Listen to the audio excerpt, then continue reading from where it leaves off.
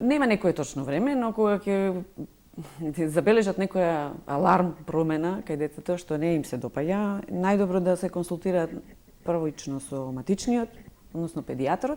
Добро. Потоа тој ги насочува. И сега што се случува тука? Иако имаме доста информации, нели, родителите, многу често родителите тоа го занемеруваат затоа што има влијание од страна. Од типот: мало е, ќе прозбори, чекајте. И тука се прави тој гап на време кога родителите го губат времето.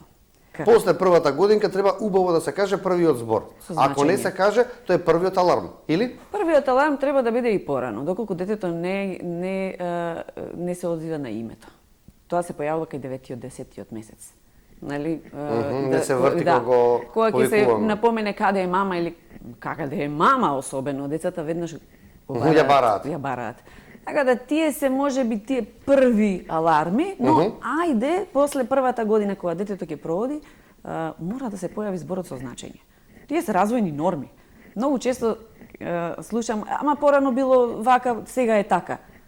Развојот на мозокот и тогаш и сега е ист. Развојните норми се исти во однос на говорот.